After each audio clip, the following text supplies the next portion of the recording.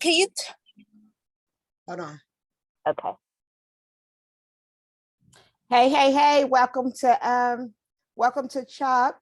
I got a young lady in the building and I'm gonna let her introduce herself. Hi, I'm Xavier. I'm a cosmetologist / vault employee / upcoming entrepreneur in Oklahoma City. Yes. There we go. And I brought her on. We're gonna let her speak on the topic from her perspective. And then we just go get right into it. So the topic is going to be the impact or the effects of an absent parent. And in her case, she's going to talk about who the absent parent is. Would you like to tell us who the absent parent is? It's my father. He's probably been absent for the better part of my life. Okay. And so does that mean that you've seen him sometimes? Would you say the most part of your life? So you saw him sometimes? Would it? Yes. So growing up until I was about 8, I was really a daddy's girl. And then after I was 8, my daddy had a little boy and it kind of got distant. And then after I was 14, there was an incident and then it really got distant after that. And then as I grew up, I just was like, he was less around. I couldn't, at some points it was like when I got his phone number, he would change it or something. So it was like he was running from me or something. Oh, goodness. Yeah. Okay. So do his son live with him? No, but he's present in his life. His mom, I'm 26 now, like what I can see, my brother's mom allows my dad to run in and out the house.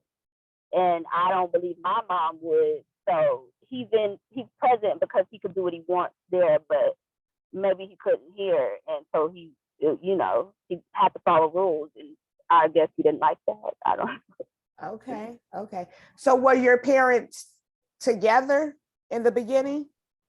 Yes, I believe so. When I was before I was here, before I was born, okay. They were together briefly, not married, but I believe they were together. Okay. And were they together after you were born? I don't remember.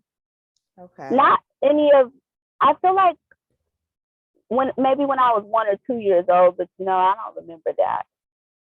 Okay. So let's fast forward to elementary years. Mm-hmm. How did you feel knowing that some children did have both of their parents, like if you went to school with them? Can you remember that far back? Well, I remember 5th grade, I had a friend who her mom got married. And so her real father, I don't believe was around, but her mom got married. So then she had a dad around. I remember that and thinking that was nice and cool because it seemed like the dad being around made everything right, or like a family and stuff. So that seemed nice. I don't think I was jaded by it then or jealous then. I just was yeah, that's cool. I don't have that, but that's cool. Okay. So and how about middle school? Was it the same feeling or was it different? It got different around middle school because I say that's when I probably started beefing with my dad. We would bump heads, or I could kind of see, well, you're around for my little brother, but I asked for this and you don't have that to give, but you got time and all this for my brother. So that's when I started seeing that around middle school. Okay. Did you ever let him know how you felt, your dad? I don't think that I let him know how I felt maybe until I was maybe 14 or 15. I remember when I was 14, the summer I was 14, I went to Houston because that's where he stayed. And when I was down there, I was babysitting my little brother, and his girlfriend had 2 little boys. So I was babysitting all 3 little boys, and I was 14 years old, and I didn't like that. And so that's when I started being vocal. Like, I didn't come down here to spend time with these little boys. I came down here to spend time with my dad, you know. So, like, I don't even know what to do with 3 little boys. I'm 14. Like, we're just home alone, and, you know. So that's when I kind of started talking to him about how I feel about seeing that he has a lot of other time for things, but not me. And how did he respond to that? Honestly, he responded in the way of at one point he told me, I don't have to worry about you because you have a good mom. Like, that was his excuse of not being around. I have a good mom, so it wasn't much for him to worry about. And how did that make you feel? Like I was thrown away, like he didn't think I needed him.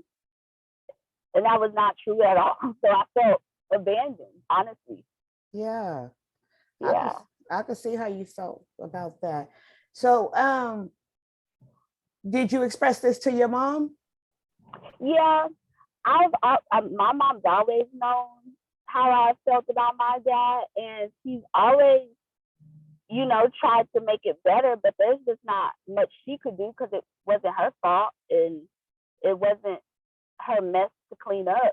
So I never faulted my mom, and I never seen how she could make it better because it's like, you didn't mess it up. So I could vent to her, and even I've gotten to a point where I don't even really want to because she feels bad about it. And I'm like, well, I don't want to keep making you feel bad. Like, it's not your fault. It's just a reality.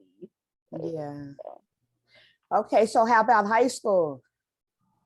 High school, we didn't talk much high school because when I was 14, the time that I was in Houston, I left Houston because one day I was babysitting and my little brother was 5 at that time. I was 14, he was 5. And so he knew how to go to the bathroom and he peed on himself. And me being 14 and immature, I'm like, well, you know how to go to the bathroom and you didn't, so you could sit and pee. So he sat in the pee until my dad got there. And my dad was upset with that. He was really mad. He didn't talk to me for 2 days while I was there. And so I called my mom to come get me. And my mom and my grandma came down there and came and got me.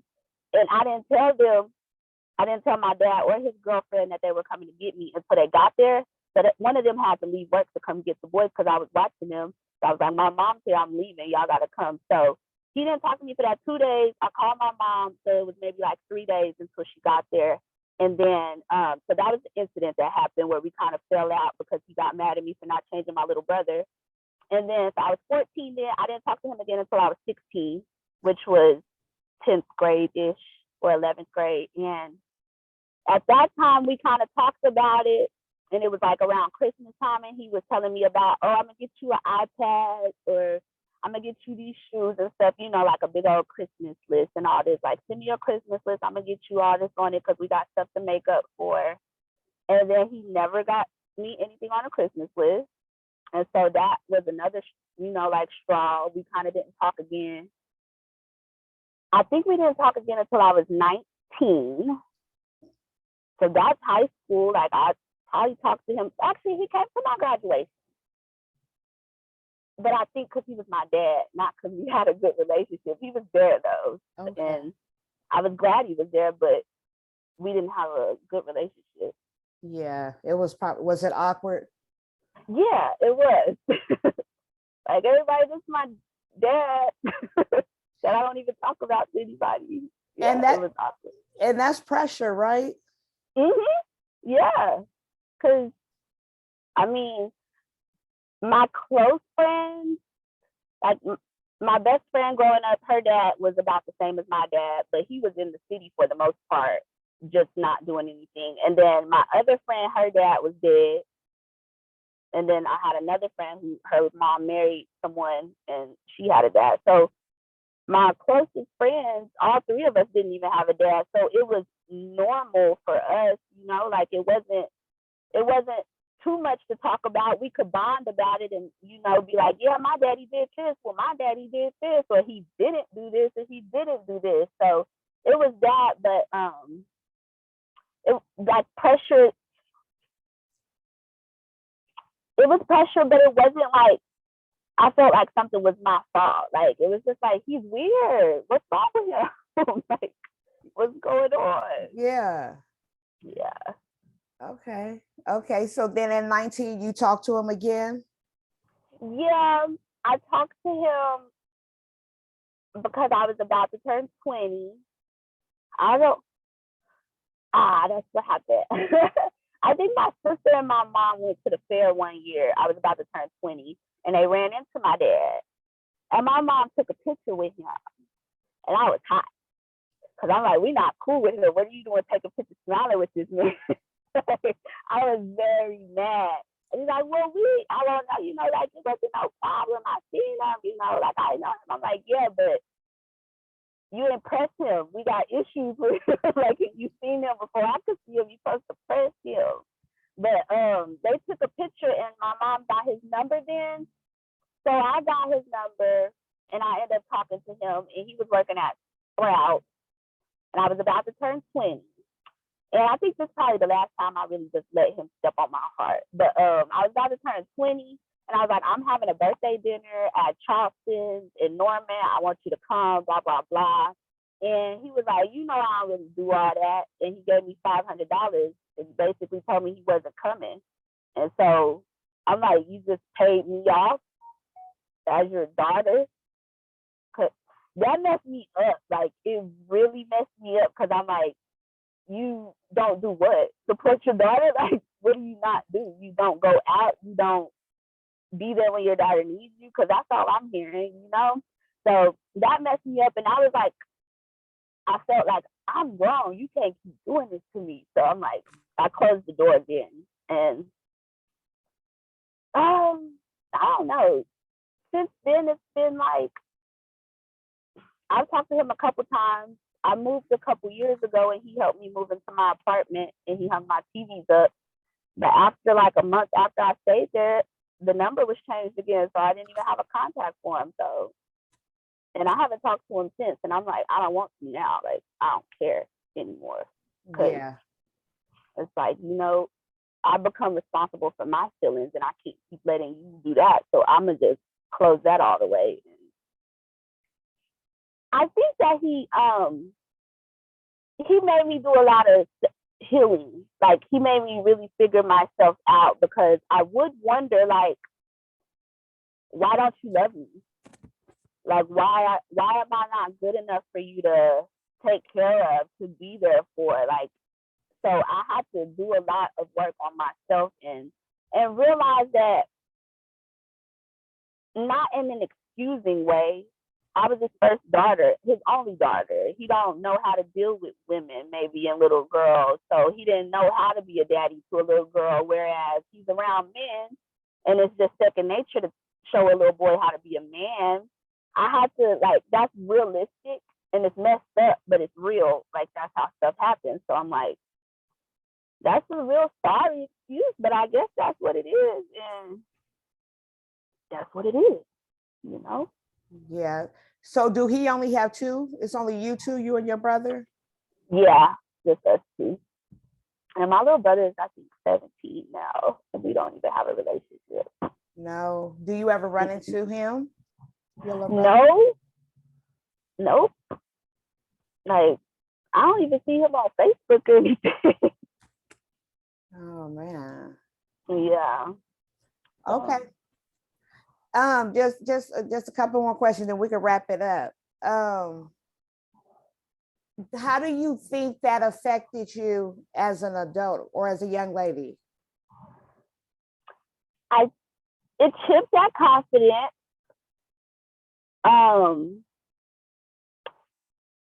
And it started me on my self-help, so to speak, journey and healing.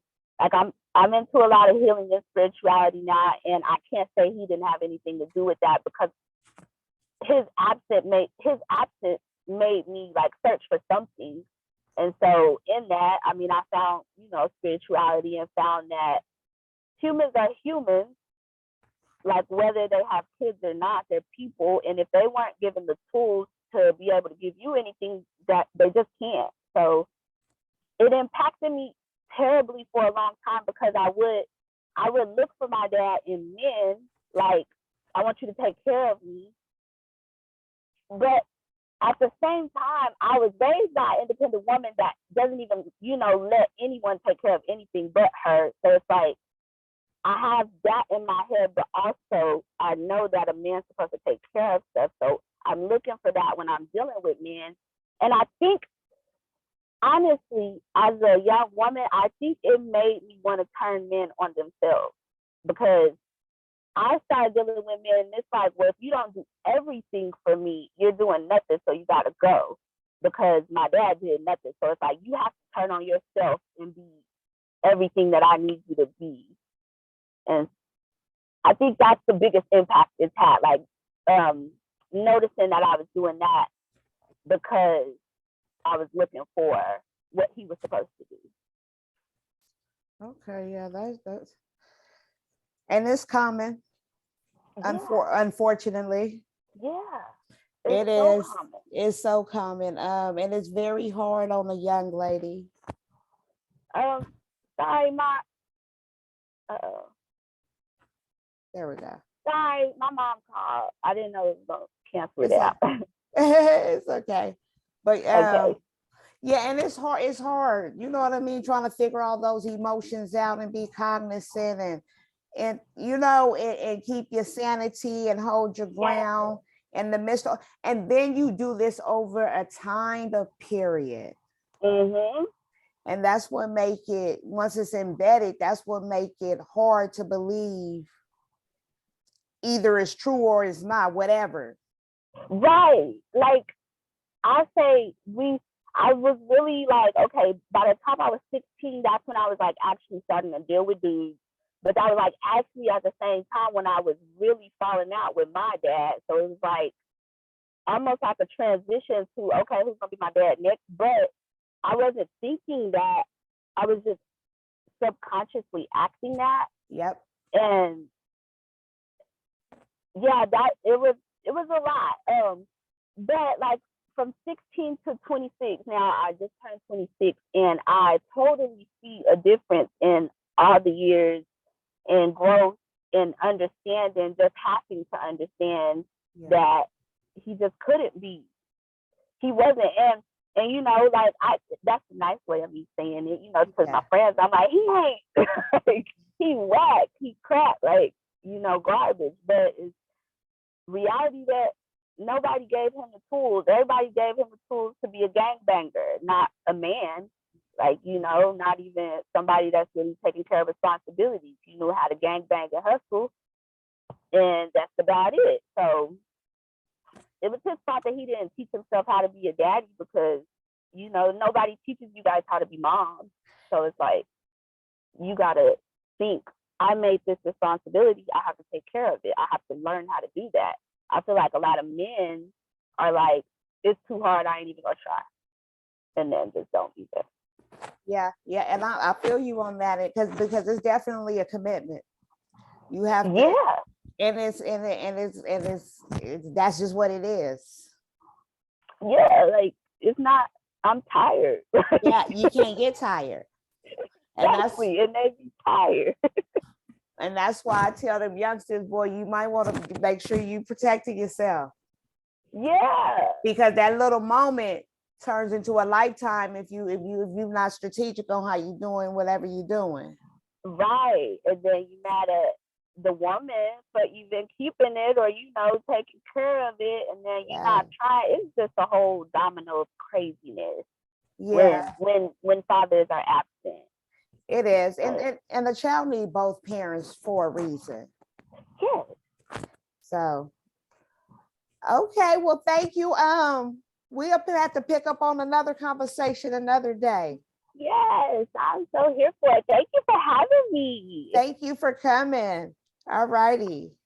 All righty. I love y'all. Talk to you soon. All right. Okay. Have a good night.